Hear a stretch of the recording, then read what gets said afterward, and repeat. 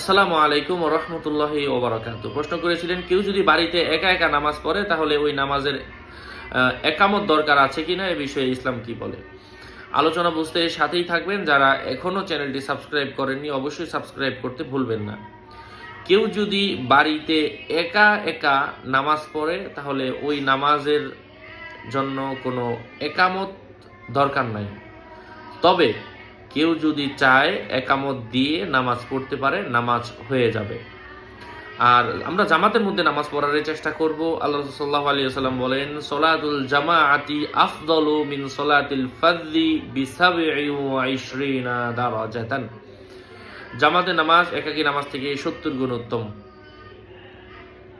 এই জন্য আমরা অবশ্যই জামাতের সাথে নামাজ পড়ব। আল্লাহ সাল্লাল্লাহু আলাইহি ওয়াসাল্লাম এর কাছে এক মানে ব্যক্তি, খুবই দুর্বল রোগা একজন ব্যক্তি বলল, ইয়া রাসূলুল্লাহ, আমার বাড়ি তো অমুক দূরে, আমি তো চোখে দেখি না, অথবা তার একটা সমস্যা ছিল।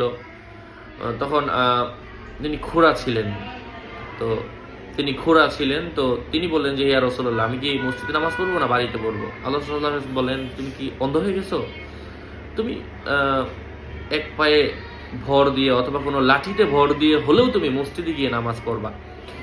তো যে ব্যক্তি খোঁড়া হয়ে গেছে তাকে যদি 5 ওয়াক্ত নামাজ মসজিদের মধ্যে পড়তে বলা হয়ে থাকে, সেখানে আপনি একটু রোগের জন্য মসজিদে পড়বেন না, এটা কোনো কথা?